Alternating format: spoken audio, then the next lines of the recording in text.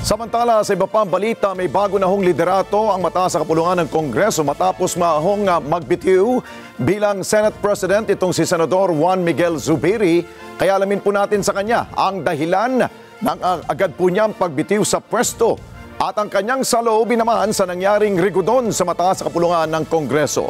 Live mula sa Senado, makakasama po natin si Senador o former Senate President Juan Miguel Zubiri. Mayong gabi, Senator. Yes, mayong gabi sa tanan, kapaminaw. Sa lahat po nakikinig po na yun, magandang gabi po sa inyo lahat. Opo, Senator, si Alex Santos po to. Kasama ko po si Ali Soto dito po sa Net25.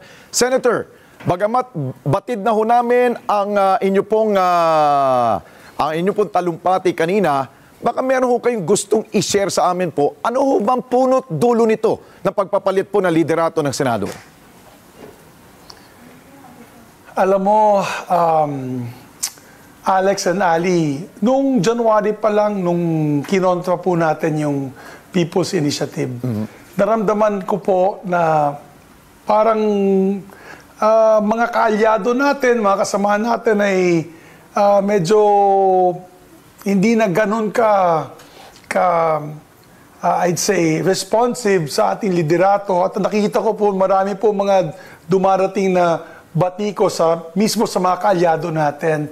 And then on forward to February, March, naglalabas na po yung mga black propaganda against sa liderato ng Senado. And most recently, I guess dahil sa mga hearings ni Senator Bato de la Rosa, ay may mga nagalit sa akin na may kapangyarihan.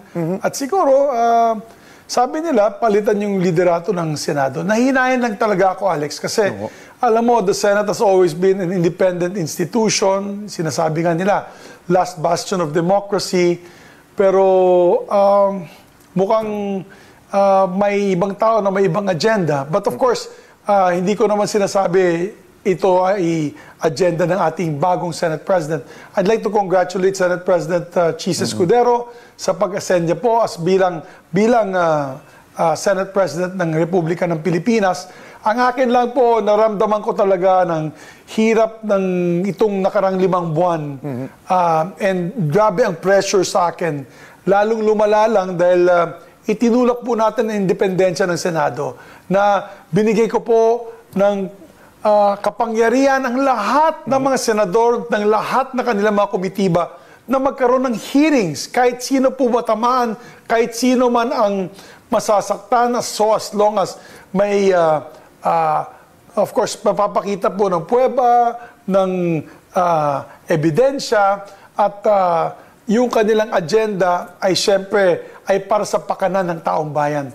Kaya siguro dahil dyan ay medyo naipit po tayo. Opo. Pero handa po tayo, Alex and Ali, na ituloy po ang laban para sa bayan. Okay. Na hindi po mawawala yung advokasya natin na itulak yung pagtaas ng sweldo ng ating mga manggagawa, yung pagtulak ng mga programa para sa livelihood, no? Para maangat ang kabuhayan ng ating mga mahihirap ng masang Pilipino. Opo. Ayun lang bilang ordinaryong senador. And I think sa talumpati ko, binanggit kong lahat ng mga ginawa po natin in these last 2 years. Ang dami po natin batas na naipasa, ang dami po natin ginawang mga hakbang para manatiling independensya ng Senado. Biro mo, 4-5 months ago, kumuntik na mawalang saysay ang Senado. Tayo po ay lumaban para sa ating institusyon. And I'm proud to say that nanatili po tayo. So, yun lamang po, siguro may mga nasaktan, may mga may kapangyarihan. Obviously, mas malakas sa akin na hindi na po natin, wala na po tayong magagawa at this point in time. I respect the decision of my colleagues and I congratulate Senate President Chis Escudero and I hope he does a good job. I hope he does a good job at yung mga naiwan po yung mga bagong liderato ng Senado, I hope they do a good job for the country. Opo, Senator, total nabanggit na ho ninyo na meron pa mas makapangyarihan po ang may kagagawan ho nito. Gusto siguro malaman ho ng taong bayan na not only within your halls of ng Kongreso, ang may kagagawan ho nitong pag-resign ho ninyo, Pwede ba ho ninyo mabanggit sa taong bayan? Sino ba ho sinasabi ho ninyo makapangyarihan? Hindi ko na siguro babanggitin yun, Alex. Siguro, alam mo, gusto ko lang katahimikan na yun. Pahinga muna kasama ng aking pamilya. Opo. Alam mo, nagugulat lang ako dahil yung mga nagbibigay suporta sa akin nung Sabado lamang ay biglang bumaliktad. Hindi ko po alam bakit. Medyo nakakalungkot. Sabi ko nga kanina sa aking speech, heartbroken po ako. Mahirap na magsalita, Alex. Pero sa totoo lang, of course, ganyan ng politika, wala po tayong magagawa. We have to go with the flow, ika nga. And they had the numbers. They had more than 13 votes. So ako po yung nagbigay na lang ng aking privilege speech sa pag-resign bilang senador. But I continue to be an independent member of the Senate. And of course, babantayan natin na tuloy-tuloy po ang mga traditions at rules ng Senado. Di po ako papayag na hihina ang Senado bilang isang institusyon na tinatawag po natin last bastion of democracy. Kailangan we should revere those that came before us, lalo-lalo ng mga senador na nauna sa atin, katulad ni Senator Joe Arroyo, Senator Rene Sagisag, Senator Frank Drilon, who had already retired, na kung saan talagang pinakita nila ang halaga ng Senado sa nation building at sa paggawa po ng legislation. So we will continue to fight for that. We will continue to do that bilang isang ordinaryong mambabatas. Opo, Senator, you made mention kanina na isa po siguro sa mga rason dahil itong nangyari to sa Senado is because ito pong ongoing na Senate investigation po ng Committee on Public Order and Dangerous Drugs ni Senator Bato. I'm sorry to be blunt po, Senator, meron ho bang kinalaman ditong Malacanang? Well, maraming haka-haka, maraming nagpapadala ng text message na wina-warning po ako na yun nga, ay medyo maraming nagagalit sa akin. Sabi ko nga sa hearing, naalala nyo, nagsalita po ako sa hearing, I attended once at nagbigay po ako ng pahayag na sana wag gamitin itong hearing para sa pamumulitika. Yes. At sinabi ko doon, napakahirap ng aking sitwasyon. Yung dalawang panig, kung saan po tayo membro ng unit team, yung isang panig galit sa akin dahil sa mga ginawa ko ding hakbang laban sa kanilang mga alyado. Dito din sa kabila ay nagagalit sa akin dahil itinuloy ko po ang pagdinig nitong hearing na ito na karapatan naman po ng mga senador yan, karapatan ng chairman ng committee na magkaroon itong mga hearings na ito. So, talagang nakakalungkot. Nakakalungkot. Kung totoo po yung mga haka-haka nila, nakakalungkot. And of course, I don't have direct knowledge, but syempre, pag ganitong klaseng impluensya na nakikita po natin na mga sumusuporta natin ay biglang bumabaliktad, medyo mabigat din. Mabigat din. Pero okay lang po. Ano naman tayo, cool tayo, sport naman tayo. Matagal na ako sa politika since 1998. Kaya okay na rin sa akin na gawin ko na lang aking tungkulin bilang isang ordinaryong mambabatas. At mas maganda po yan, hindi po tayo under pressure na dapat sunod-sunurin tayo sa mga utos ng mga ibang tao. Mas maganda po sigurong ganyang klaseng tungkulin sa ating mga darating na mga buwan at taon bilang isang senador. And Senator, dahil po sa pagbabago ho sa mga posisyon po dyan sa Senado, anong magiging role po ninyo po dyan? Kayo po ba ay aanib na ho sa minority group? Papag-usapan po namin yan ngayong gabi, Alex and Ali. May meeting po kami, dinner meeting. Actually, pagkatapos po nito ay sasama ko ng aming grupo. I would like to thank, nagpapasalamat po ako sa aking kasamahan, Senator Lauren Legarda, na talagang at the very end, nakasama ko siya, hindi siya bumitaw. Senator Joel Villanueva, Senator Sunny Angara, Senator Sherwin Gatchalian, sino pang, Senator J.V. Ejercito, sino pang hindi ko pa nababanggit. Baka makalimutan ko. Nancy Binay. Senator Nancy Binay, kasama po natin, nagbitiw din sila sa pwesto nila. Saludo po ako sa kanila dahil nagbitaw po sila sa pwesto nila. Opo. So talagang hangang-hanga po ako sa kanila. Okay. So Opo. nagpapasalamat po ako sa grupong iyon. Opo. Senator, kasama ko po si Ali. May tanong rin po sa inyo. Magandang gabi po, Senator Zubiri. Katanungan ko lang po, nabanggit nyo kasi you did not, Magandang gabi po, I Ali. will paraphrase po, Senator, you did not follow instructions. Ito ba'y may kinalaman dun sa mga, syempre, isinusulong po na legislative agenda ng ating Pangulo?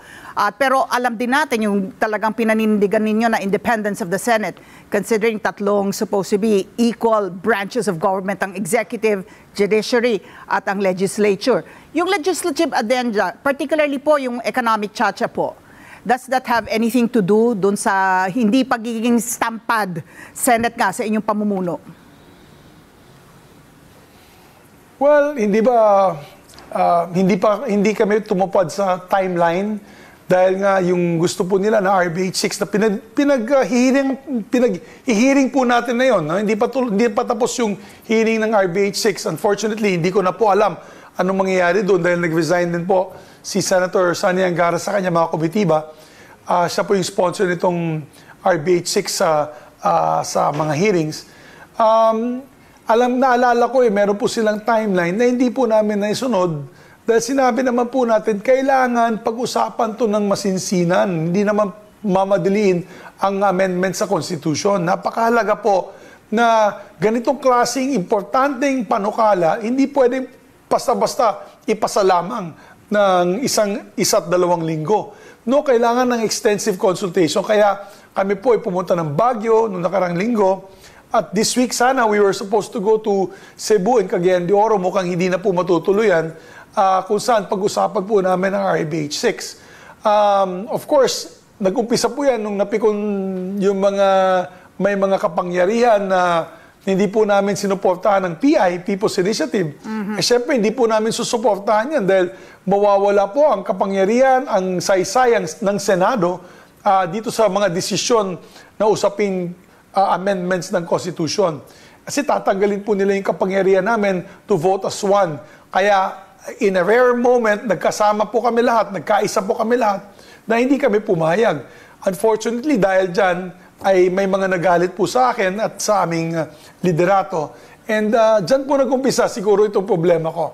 Pero okay lang, Ali. I take it with my head held up high. Proud po ako. I'm very proud. Ako yung nagagalak na nagawa ko po yung tungkulin ko bilang Senate President kung saan talagang binigyan po natin importansya, independensya ng ating institusyon. Hindi po tayo natakot, hindi po tayo nag-compromise. Pagdating po ng ating institusyon, we kept it independent as much as possible and relevant in today's society. Thank you. Okay, Senator, siguro panghuli po, sa panig ho na inyong pamilya, ano hong sentimiento nila dahil po sa nangyari po nito? Well, natutuwa po ang aking asawa dahil makakasama ko na siya. Magbabakasyon po kami next week. At alam mo, kung hindi nga matuloy itong leadership change na yon, sigurado during the break, may gagapang at may gagapang pa rin para palitan ako. Alam ko may mga nanggagapang dyan. Medyo malungkot lang ako, medyo heartbroken lang ako dahil ang mga tinuturi kong mga kaibigan ay nag-traitor pa. So, ganun talagang politika. But that's my only regret. Yan siguro yung only regret ko na nakita ko yung mga kasamaan ko ng ilang taon. Yung iba, 7 taon, magkasama kami. 5 taon, sa hirap at ginawa bilang grupo dito sa Senado. Biglang bumabaliktad dahil kung ano-ano man na ipinapangako. Ang akin lang dyan ay tuloy-tuloy lang po ang laban. Tuloy ang laban. Hindi po tayo titigil hanggang matulungan natin ang masang Pilipino umangat ang kanilang buhay. Whether as an independent member of the Senate, whether as a minority member of the Senate, whether as a majority member of the Senate, lalaban pa rin tayo para sa kapakanan ng ating bayan. Okay, well said po, Senator. In behalf sa amin po ni Ali at Alex po, maraming salamat po sa inyo pong panahon dito po sa Net25. At good luck, sir, sa inyo pong susunod po mga endeavors po sa Senado. Thank you, sir. Maraming salamat, Alex. Maraming salamat, Alex and Ali. Mabuhay po kayo. Mabuhay po kayo. Saludo po. Thank you, sir. Si Senate President, former Senate President Mig Zubiri, yan po sa Senado.